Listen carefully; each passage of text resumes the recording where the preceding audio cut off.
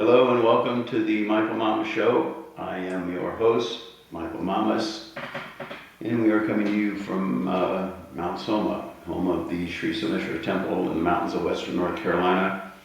We are on a new format, which is going to take some getting used to. Scotty, you there? Yes, I am. Okay, so let's just get started here.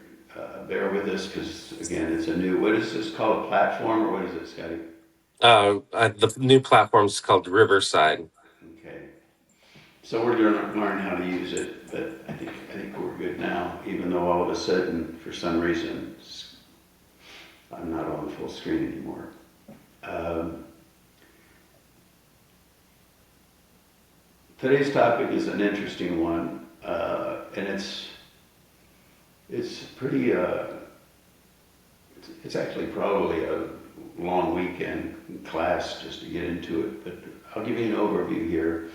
And it's a really important principle, so I hope we can convey it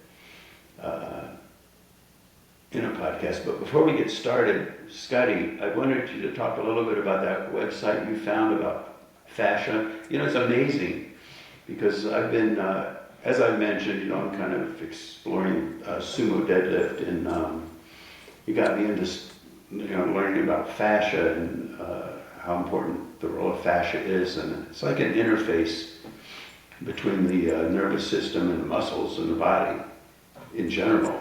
And fascia is that connective tissue, it's between the skin and what underlies the skin. If you've ever skinned a chicken, you know what that level of fascia is like. But then there's another part of fascia which encompasses and wraps around muscles, and it's that white, it's almost like cellophane type tissue. And then there's also fascia within the muscle, within the tissues. It's everywhere, permeates the whole body. And really, it's like a second nervous system. I remember, Scotty, years ago, Maharshi was talking about second nervous system. And some doctors got up and they were like, "Oh, there's no such thing, and what are you talking about?" And he tried to explain, and no, no, no, no. So he just dropped it. He said, "Okay, fine." He said, "There's one nervous system, you know." But now they're into it, and it's all about fascia and how fascia is so alive and it's so dynamic. It's like fluid, in a way. Uh, it's fluidic in its behavior, and evidently can change states even, and actually become like water and then solidify, if you will, into another fascial state, as I understand it. But when fascia tightens, that's oftentimes what is why we have, we call it a stiff muscle or something. Really, it's more about the fascia.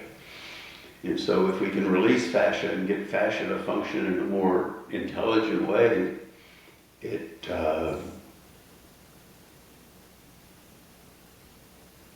really changes how we function, how we move, everything. And so I was really into it, and I was studying it, and and then Scotty, you sent me a link about fascia, and I was like, did I talk to you about it before or something? And we hadn't. So just amazing coincidence. But I'd like to hear more from you about that website. What's the name of the website, and how? Just Yeah, a little bit. it's called Human Garage, and actually, it's the second real group that I've known that have been dealing with it. Actually, third, because we've been blessed, or we were blessed. There was a guy that worked here on, a body worker that worked completely on fascia.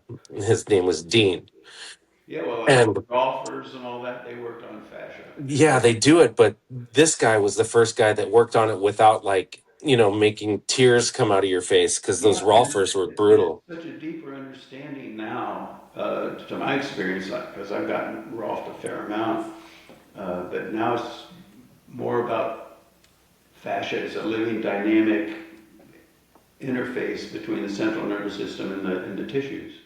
Right. The So website, again, it's called riverside.com, is that all? no, no, the human garage. Yeah, that's right, humangarage.com. Yeah, and you can find them on YouTube. They have like little shorts and all that. They have a few long programs that you can do, like a complete like fascial reset, which takes about 45 minutes. But Wow. they also have just short little, 30-second, minute and a half, 2 minute. Yeah, you sent me that thing on, it was just a little link, because, Yeah, I'm doing sumo, and so my back got a little stiff, and you sent me this thing, and honest to God, you said 10 seconds. And yeah, sure enough, I did that little, it was only like 10 seconds, and my lower back was dramatically better, because it has something to do with realigning, resetting the fascia. right. And that's where I kind of learned from this other lady who I found from Chakrapani. Mm. um, Her name was Anat Banil up in the Bay Area, and this was years ago. We met her, but she started working with autistic kids, moving them around, and finding that when she did that, that they were able to speak and connect, and it realigned not only their fascia but how their nervous system was firing. It like got it going in order because they what she used to say is it's all discombobulated, but all these things are getting your muscles to fire in the right orders, and that they find that the fascial tissue controls way more. Like the muscles are just the workers, but it's the fascia that is the intelligence, almost. And it interfaces with every tissue in the body, not just the muscles. Exactly. Yeah, so it's like another nervous system quasi, I don't, for lack of a better word, that runs through them. We live in a fabulous time. Internet and now artificial intelligence, and so much is coming out and readily available. That's a that's one facet, one aspect of the golden age that we talk about happening. People get upset about, oh, there's conflict and people rioting in the streets and stuff. That's all symptomatic of the phase transition. But there's so much good, so much great stuff that's coming out. Like the internet, yeah, there's bad stuff on the internet, but it's such a great thing at the same time. Same with artificial intelligence. People are afraid about artificial intelligence taking over and all that. We'll safeguard that. That's not going to happen. Artificial intelligence is going to be a huge breakthrough. And then all the stuff in outer space and that's,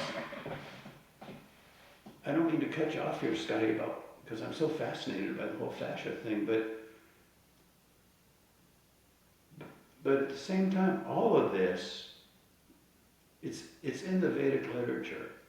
Everything is contained within the Veda. It can be in seed form, but it's there. And I mean, we're thinking now so much is coming out in the news about UFOs and is that real and all that.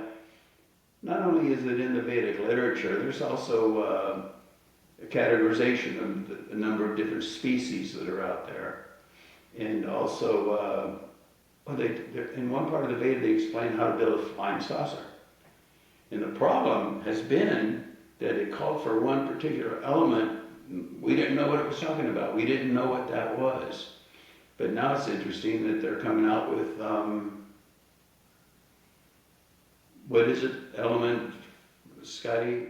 115. 115, yeah. Which is exactly what the Veda's been talking about.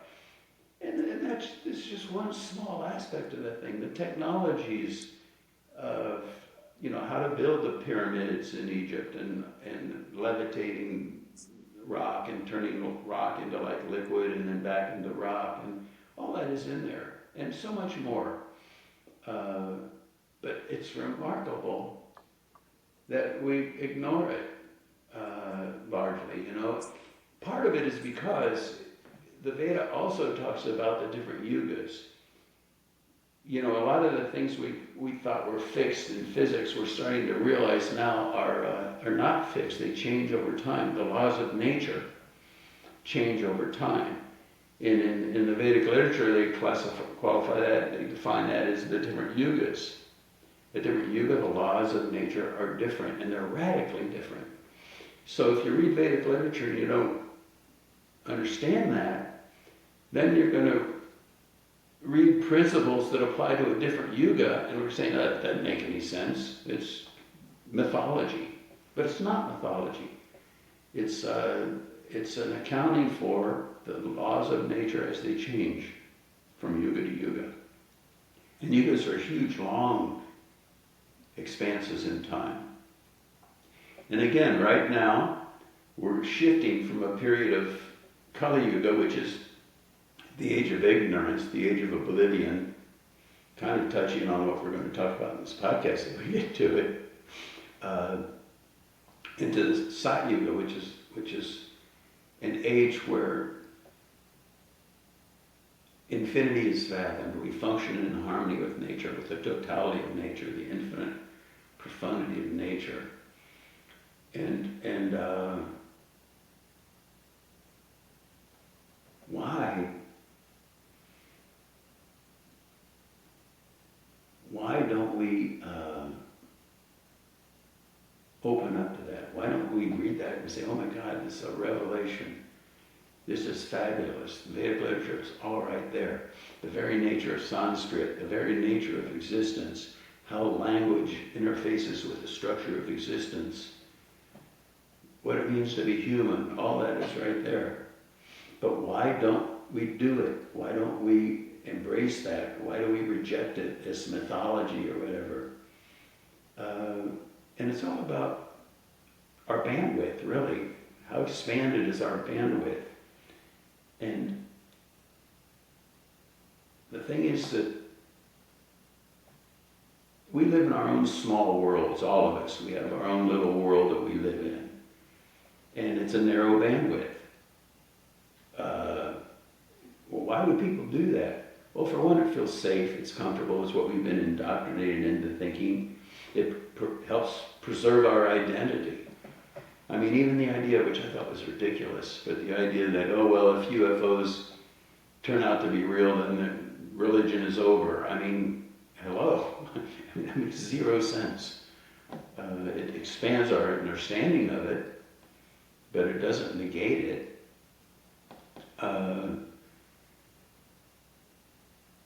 And so we have our own little world, our own little bandwidth. We don't want it messed with.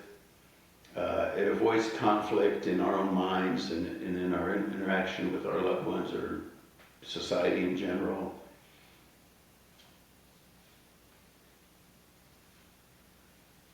And it doesn't really require then real inner development. And inner development is, we're talking a physiological thing. We're talking the physiology of awareness.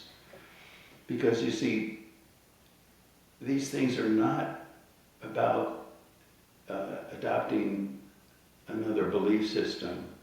That's one of the trouble with even reading Vedic literature is, okay, I get it, I read it, okay, I get it, I believe it, so therefore I know what Vedic literature is about. It's not. It's really, ultimately, it's about fascia and beyond. It's about having all that function harmoniously in a fully integrated state, not just with respect to the body, but even more importantly, we could say, with respect to awareness, with respect to the mind. And the notes at michaelmons.net for this, I think, say a lot, and I'd really encourage you to go over them because I think it's a well-structured thing that'll help you get an insight into what we're talking about. Because it's about being, we talk about expanded awareness and we talk about being open-minded, but it's open-minded with discernment. And really, if you think about it, that's almost a paradox, isn't it, Scotty? It's almost like, well, open-minded means open-minded, discernment means kind of this is right and that's wrong type thing. And so how do you navigate these two waters? It seems like a contradiction. But all that's structured really in the physiology of awareness. Wisdom isn't an attitude, it's not a belief system. It's a state of physiology of being, a state of physiology of mind, a state of physiology of the nervous system and the awareness. And it's fun because no matter what arena you're in, these principles apply. They're universal principles. They're foundational to the nature of all existence. I don't care if you do a sumo deadlift or what you're doing. But, Bruce Lee really talked about it with respect to martial arts in a very poetic way, which is, again, these fundamental principles of university, He said, be like water. And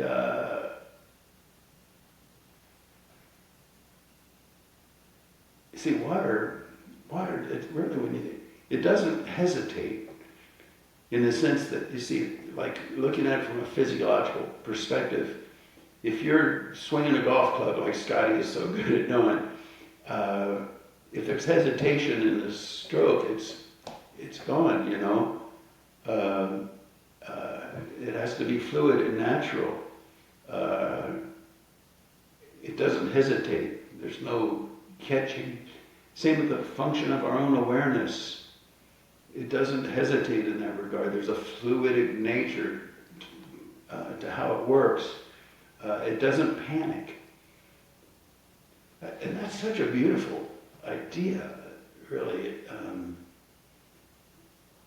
If there's a little panic, if we're talking about physical body, there's a tightening there. We're talking about the mind.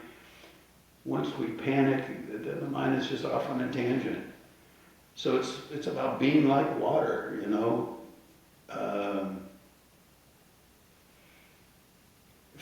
It's a flowing, but it's not a leaking. See, we accept a situation because that's the situation, but we're not controlled by the situation. We flow with it and around it and deal with it, like water.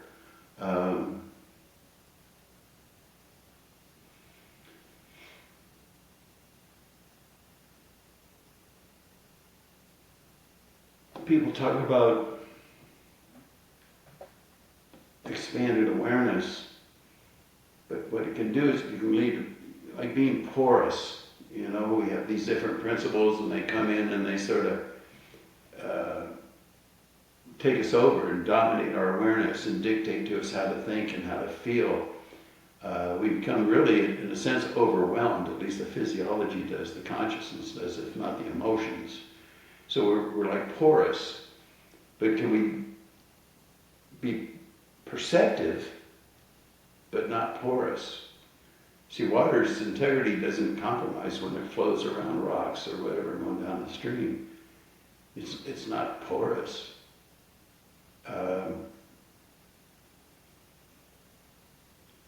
It's not influenced in that sense, but it is informed.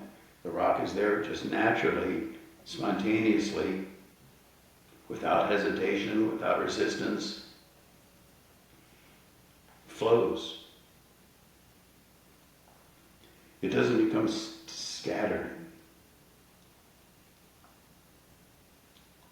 It's flexible, but not fragmented, not scattered.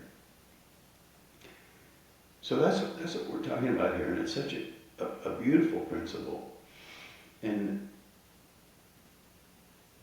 the thing is, we can't tell ourselves, in this sense, to be open-minded. All too often, open-minded says, oh, okay, I'm okay, you're okay, I get it. It's not what it's about. It's about perceptive, seeing what is, but being discerning and functioning with it in a wise and intelligent way. It's not about osmosis. It's not about being influenced by these inputs and they osmotically permeate how we are and how we function without really any discernment. And see, that's a problem now that the internet is going to teach us and has been teaching us, if we know it or not. Every time you click to another website, it's another worldview, it's another belief. And to be open-minded means we take these things on and we get conditioned, we get programmed. We're just too porous. But the way we deal with it is we learn about it and we work with it, not just with respect to our physical body, but even more importantly with respect to our emotion and our awareness and our consciousness. Can we be aware of what's out there without losing ourself to it or overshadowing ourself with it. Anything more on this, Scotty? No, I think you got it. Yeah. I mean, this is something we can work with. That's one thing I like about learning the skill, swinging a golf club, whatever. It's not about the I get it syndrome. Oh, okay, I get it, and so now I'm a good golfer. No, it's about integrating it into the physiology. And what we're talking here now is when it comes to understanding the nature of existence and life, it's the same thing, only with respect to awareness. And so it's not as evident, really, because we justify anything with the intellect. And oh, okay, I get it, and now I'm. So many people read a couple of books on spirituality and decide they're a bodhisattva or whatever. And there's no real test because they're just playing the game. But you can't go out there and swing the golf club and say, oh, maybe I'm not so good at golf as I thought I was, even though I get it.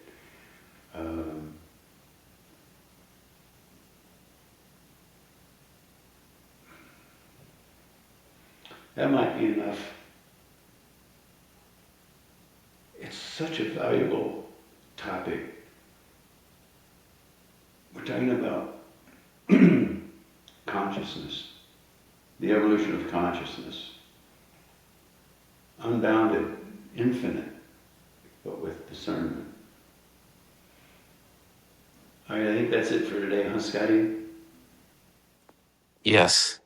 Okay, everybody, thanks for listening, and let's see if I can figure out how to stop this. So there's a button there. We'll try it. Talk to you next week.